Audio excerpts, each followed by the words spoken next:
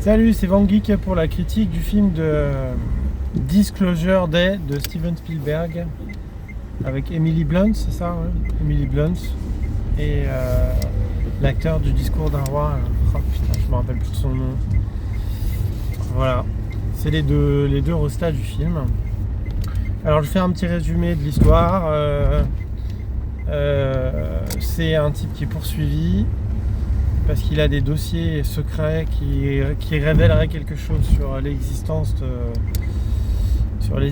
de présence extraterrestre ou pas. Et il est poursuivi. En fait, au début, on ne sait même pas pourquoi il est poursuivi. C'est gros brouillard.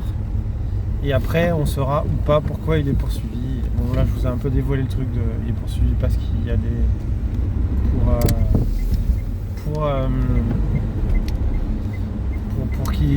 il est poursuivi parce qu'il aurait des documents qui révéleraient une présence extraterrestre. Donc voilà. Et de toute façon, c'est teasé dans le film, hein. Je vous spoil pas grand chose. Il y a des extraterrestres ou pas. C'est teasé un peu comme une sorte d'Independence Day, bizarrement. Moi, j'avais l'impression qu'on vendait un peu comme un film d'action, qu'on avait plein de rebondissements très différents de Rencontre du troisième type, parce que c'est le même réalisateur, c'est toujours Steven Spielberg. Donc voilà, je vous en dis pas plus pour la partie no spoil qui est jusqu'à maintenant. Je vous dirai quand je vais spoiler. Je vais vous dire ce que j'en ai pensé. J'ai vraiment, je sais pas, j'ai été assez déçu, hein. Je trouve ça pas très fin, pas très bien amené.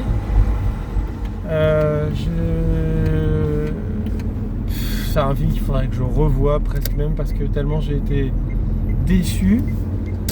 Presque ouais, déçu en un sens, ouais, complètement déçu, ouais, déçu. C'est le mot, c'est déçu. Je comprends qu'il soit fait casser par autant de personnes. Je comprends qu'il y ait des gens qui aient pu l'aimer. Après, ouais, il y a un côté film des années 80, un peu série B, un peu. Bon, au moins, il vous dévoile pas tout, mais moi, je dirais que dans la première partie, on est tellement dans le brouillard, on sait pas de quoi il parle, comment il parle. Ça déroule sans qu'on comprenne pourquoi, comment, ni de quoi, ni de qui, ni de où, ni de pourquoi. Après, on nous balance tout comme ça à la tronche. Alors je vous raconte pas la fin parce qu'on n'est pas en partie spoil, mais pour ça quoi, tout ça pour ça. Alors le film est sur le fond d'une guerre fictionnelle entre les États-Unis et la Corée du Nord, je pense. Enfin, tout est dans un flou absolu. Alors le début du film, c'est le flou. Il veut pas poser vraiment un contexte sociopolitique pour dire que le monde est en crise et que ça pourrait tout changer si on révélait l'existence des extraterrestres ou pas. Et en fait, c'est deux camps qui s'affrontent. Un camp qui veut pas, et en fait, les extraterrestres. Bon, alors je vais pas vous spoiler plus. Je m'arrête là pour la partie no spoil. En gros, ce que je pourrais vous dire, c'est que j'ai pas trop apprécié ce film. Je trouvais ça un peu mou, un peu lent, un peu trop flou. Il y a plein de choses qui restent en suspens, qui font que on reste sur sa fin, mais tout le temps. C'est un peu grotesquement brumeux, grotesquement volontairement mystérieux, mais pas dans le bon sens, dans le sens où on reste sur sa fin jusqu'au bout du bout.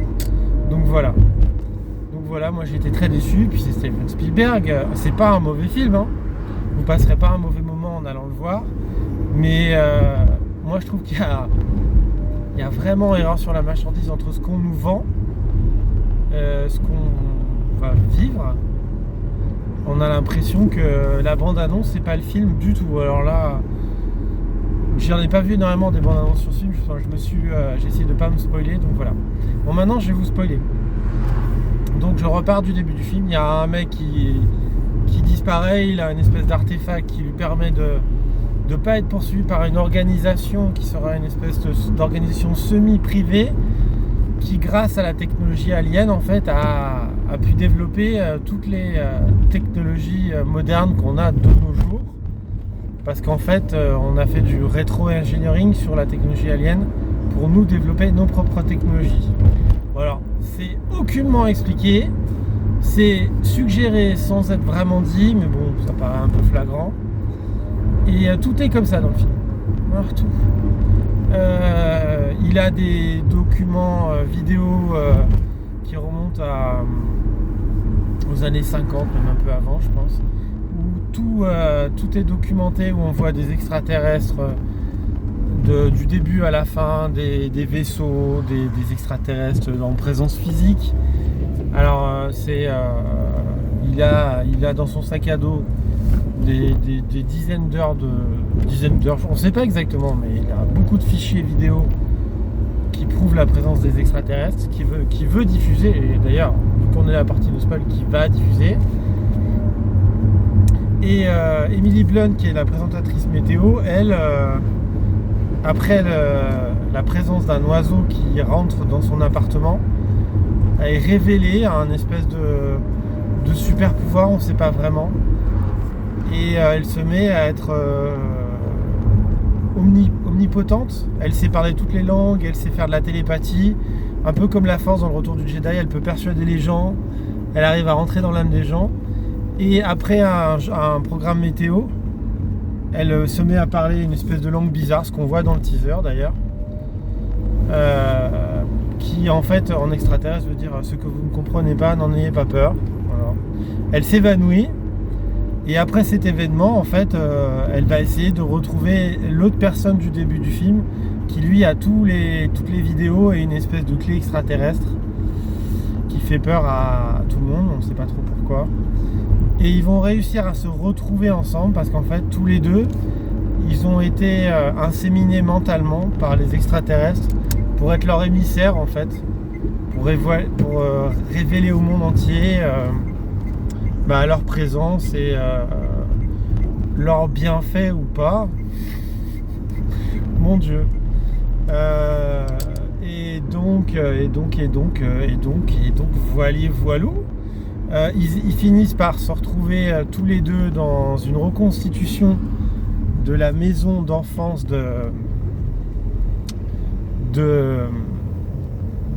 d'Emily Blunt, où une organisation de gens qui ont fait une espèce de scission avec la super organisation qui veut pas qu'on révèle l'existence des extraterrestres, a reconstitué cette maison d'enfance d'Emily Blunt pour qu'elle puisse être révélée entièrement à ses super pouvoirs de révélatrice de l'existence des aliens apparemment. Donc elle va là-bas, elle se fait super éveiller parce que parce qu'elle est avec l'autre et ils tiennent un artefact. Et du fait de ça, elle arrive à s'enfuir avec les gens de ce truc. Elle arrive à rejoindre les journaux télé. La super organisation des méchants coupe l'électricité, mais comme elle a une clé magique qui a été donnée par une autre nana. Mais enfin, tout est tellement décousu. C'est amené comme un cheveu sur la soupe, on comprend rien. C'est vraiment un film qui te laisse sur la fin du début. Il n'y a pas un moment où il n'y a rien qui raccroche les wagons. Pour moi, c'est catastrophique. J'ai rarement eu cette sensation de ah putain, oui, il n'y a rien de révélé. Après, le côté mystérieux, machin, ça peut être bien, mais là, c'est trop. Il y a trop de trucs qui sont boiteux pour moi. Donc après, elle se retrouve sur le plateau télé où ils vont dévoiler au final tous les fichiers vidéo pour prouver la présence des extraterrestres. Et où à la fin, alors, on ne sait pas d'où ça vient. Le gang des gentils amène un extraterrestre, adulte apparemment, qui va lui dire à Emily Blunt et l'autre mec un truc en extraterrestre. Et il lui chuchote dans l'oreille aux deux. Alors comme ça en extraterrestre on comprend pas. Et à partir de ça, elle va révéler au monde entier ce que cet extraterrestre a dit. Et au moment où elle va le révéler, le film s'arrête. Voilà. Donc c'est le film qui vous laisse sur sa fin en permanence, qui qui aligne les mystères, plus ou moins les incohérences. Il y a plein de trucs que je comprends pas. Les méchants à la fin renoncent à être méchants parce que il faut que tout le monde soit gentil, parce que sûrement les extraterrestres sont gentils, mais on ne sait même pas s'ils le sont vraiment ou pas.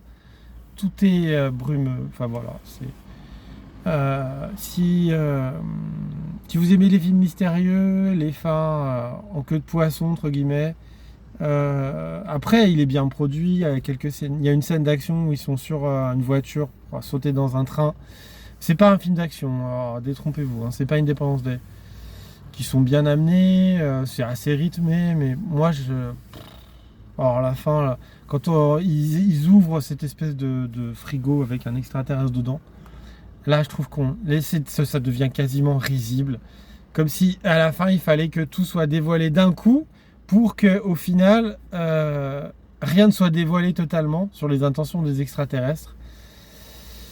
Et donc voilà, c'était Disclosure Day de Steven Spielberg avec Emily Blunt dans le rôle principal.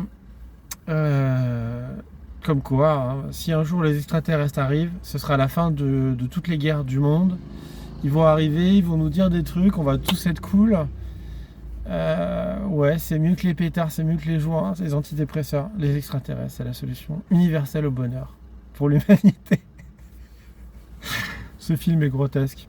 Voilà, quand j'y repense à la fin, ça me fait rire. Bon, c'est déjà ça, hein, alors que c'est pas censé être une comédie. Je vais aller voir Scary Movie. Je pense que c'est plus volontairement drôle là. Voilà, parce que la fin de ce film, c'est un peu risible quand même. Voilà, c'était la critique de Van Geek de Disclosure Day. Après, si vous n'êtes pas de mon avis, mettez des commentaires, abonnez-vous, dites-moi, oh, quel con, il a des goûts de merde. Il y a des gens qui ont adoré ce film, moi j'ai pas aimé. Écran large n'a pas aimé. Il y a des critiques de cinéma qui n'ont pas aimé.